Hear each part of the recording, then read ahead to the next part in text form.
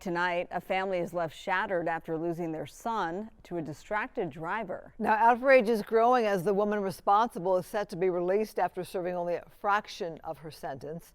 Fox 11's Gina Silva is live in Corona with a story you'll see only on Fox 11. Well, the family is devastated, and really they just want to know, they want to get some answers. They want to know how a 9-year sentence was so drastically reduced. Okay, come on in, Benjamin's room. Benjamin Montalvo's room is filled with memories, reminders of a 21-year-old life cut short by a distracted driver. He was struck and killed by an impaired and texting driver who, after she struck him, continued to text. She kept texting and fled the scene. The driver, identified as Naomi Renee Villado, had a prior history of hit-and-run crashes. Fourth hit and run. The other two parked cars. Then she hit a young lady on her way home from school from a local community college. On June 11, 2020, Benjamin became the fourth victim of Villado's hit and runs. But this time, it would be fatal. The rest of our lives is just the same thing, suffering the pain. It's not, I don't think it's right. It's not right. Villado later turned herself in, but as soon as she posted bail, the Montalvos say she headed to Vegas to celebrate with her boyfriend. It's a huge picture that the DA showed to the jurors in court of her and her boyfriend 10 hours after turning herself in and bailing out immediately.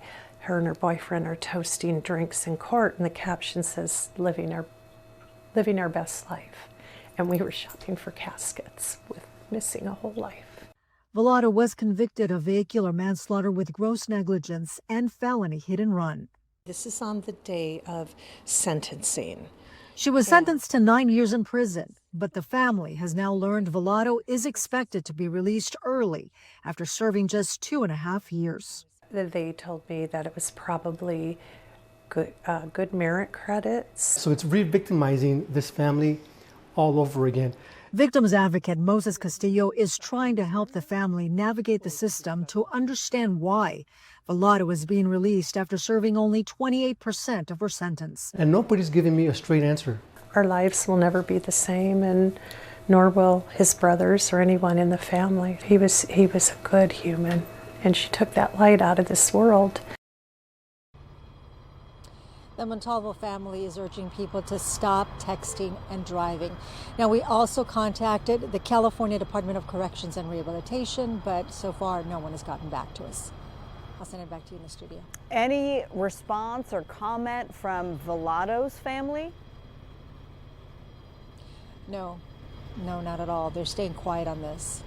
It's such a tragic case because, as you heard in the story, there were 3 other hit and runs that this person was involved in. So the fact that they are being so lenient with a sentence that was 9 years reduced to 2.5, the family's saying it's just not fair. Gina, just for clarity, you say 3 other. These are 3 separate other incidents?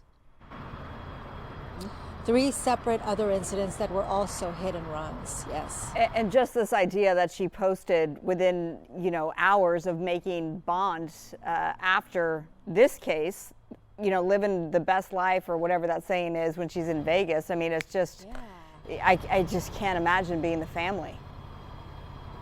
Oh, it was so hurtful to this family. They couldn't believe it, and they saw it because it was posted on social media. But there was so much that was revealed in the trial, and our stories have to be so short. I didn't, put that in the segment. But they explained that in trial, all the text messages were revealed, and in those text messages, right after the accident or the crash, she texted with her mom, and she hadn't turned herself in, at the time. And allegedly, the mother told her, make sure you get rid of all of the open bottles or cans in your vehicle and get rid of the stash, the whatever marijuana butts are in your car. So the family believes that it is possible she may have been driving under the influence, and that is possibly why she fled. And then by the time she turned herself in, the alcohol level was no longer in her system. So that's what the family believes. That's what they believe happened. Yeah, which is why they said impaired and distracted.